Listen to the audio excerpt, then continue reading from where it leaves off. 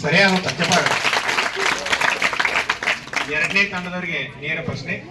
ರಾಸಾಯನಿಕ ಕ್ರಿಯೆ ನಡೆದಿದೆ ಎಂದು ತಿಳಿಯಬಹುದಾದ ಒಂದು ಅಂಶ. ಎಸ್, ವೆರಿ ಗುಡ್, ಸರಿಯಾದ ಉತ್ತರ. ಮೂರನೇ ತಂಡದವರಿಗೆ ನೇರ ಪ್ರಶ್ನೆ. ರಾಶಿ ಸಂರಕ್ಷಣಾ ನಿಯಮ ಹೇಳಿ. ರಾಶಿಯನ್ನು ಸೃಷ್ಟಿಸಲು ಸಾಧ್ಯವಿಲ್ಲ, ನಾಶಪಡಿಸಲು ಸಾಧ್ಯವಿಲ್ಲ. ವೆರಿ ಗುಡ್, ಸರಿಯಾದ ಉತ್ತರ. ನಾಲ್ಕನೇ ತಂಡದವರಿಗೆ ನೇರ ಪ್ರಶ್ನೆ. ಎರಡು ಅಥವಾ ಹೆಚ್ಚು ವಸ್ತುಗಳು ಸೇರಿ ಒಂದು ಹೊಸ ಸಂಯುಕ್ತ ಉಂಟು ಮಾಡುವ ಕ್ರಿಯೆಗೆ ಏನೆಂದು ಕರೆಯುತ್ತಾರೆ? ಎಸ್, ಸರಿಯಾದ ಉತ್ತರ. ಐದನೇ ತಂಡದವರಿಗೆ ನೇರ ಪ್ರಶ್ನೆ.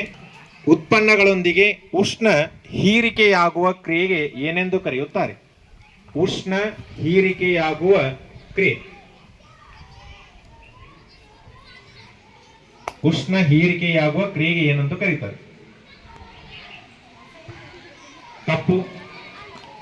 ಸರಿಯಾದ ಉತ್ತರ. ಅಂತರ್ ಉಷ್ಣಕ ಕ್ರಿಯೆಗಳು ಅಂತ ಕರೀತಾರೆ. ನೆಕ್ಸ್ಟ್, ಬ್ರಹ್ಮಪುತ್ರ ತಂಡದವರ ನೇರ ಪ್ರಶ್ನೆ. ಉತ್ಪನ್ನಗಳೊಂದಿಗೆ ಉಷ್ಣ ಬಿಡುಗಡೆಯಾಗುವ ಕ್ರಿಯೆಗೆ ಏನೆಂದು ಕರೆಯುತ್ತಾರೆ? ಸರಿಯಾದ ಉತ್ತರ. ಬಹಿರುಷ್ಣಕ ಕ್ರಿಯೆಗಳು. ಈ ಒಂದು ರೌಂಡ್ ಮುಗಿತು. ನೆಕ್ಸ್ಟ್ ಎರಡನೇ ರೌಂಡ್ ಮತ್ತು ಆರನೇ ತಂಡದಿಂದ ನೇರ ಪ್ರಶ್ನೆ. ಒಂದು ಸಂಯುಕ್ತವು ಎರಡು ವಸ್ತು